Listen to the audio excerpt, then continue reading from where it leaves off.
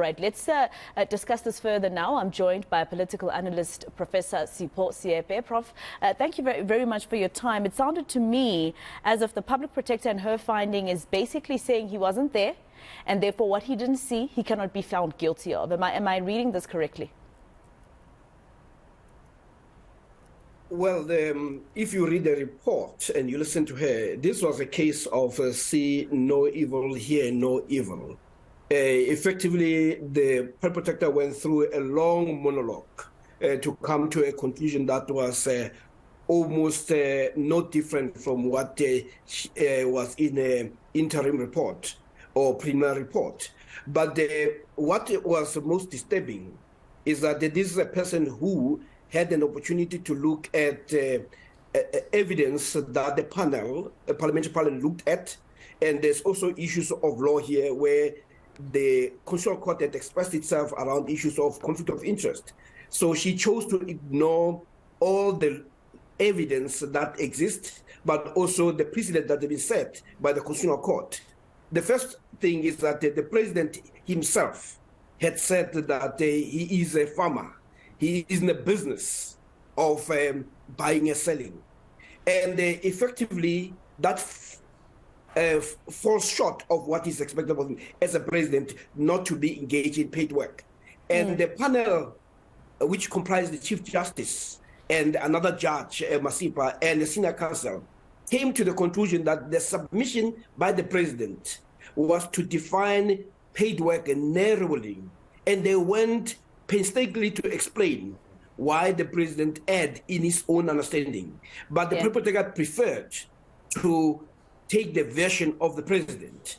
And if you also find what the Constitutional Court had said, is that when it comes to issue of conflict of interest, it should not be necessary that the conflict has materialized.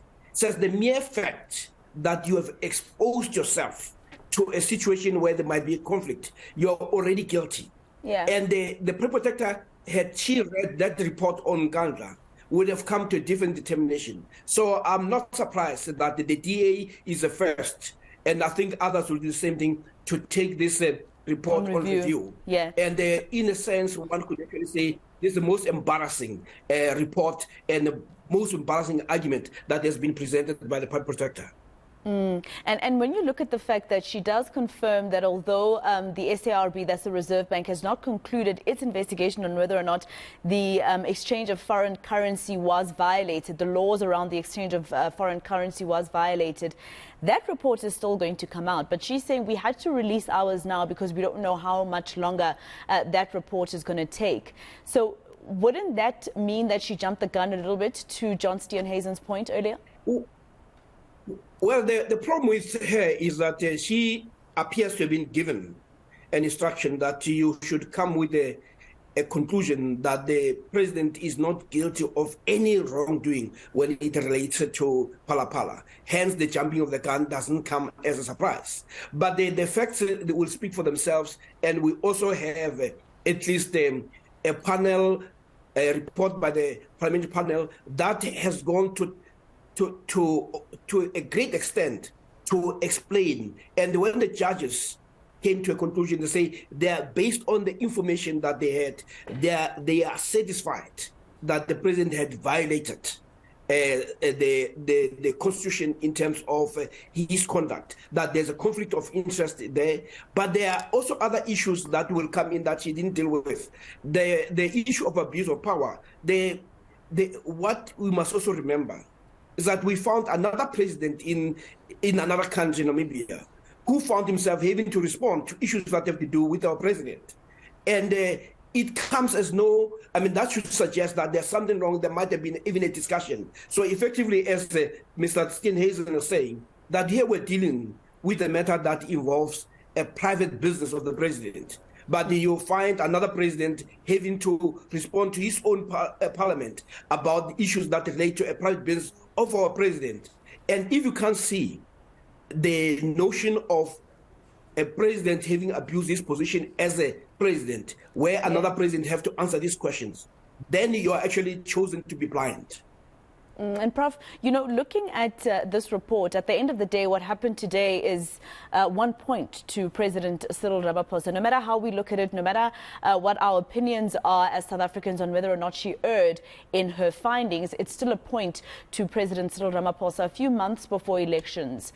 How does that make him look? Does it make him look, you know, a bit better at all to how he looked towards the end of last year going into the conference?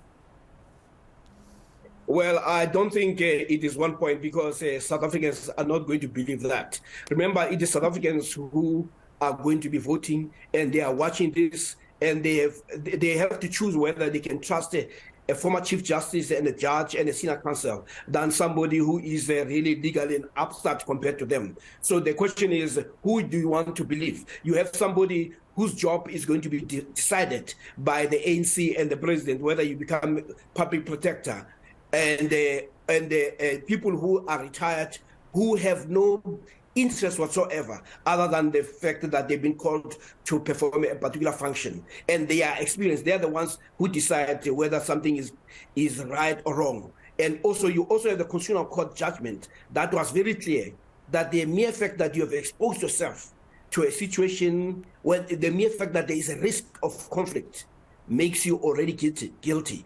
Conflict should not necessarily arise. And if you read that judgment, you come to a conclusion here that the president or the panel is actually correct to have found that the president has a case to answer. Well, thank you very much, Prof, for your time here on eNCA. Professor Sipho Seepe reacting to the Acting Public Protector's report into the Phala Phala theft, that is the farm belonging to President Cyril Ramaphosa.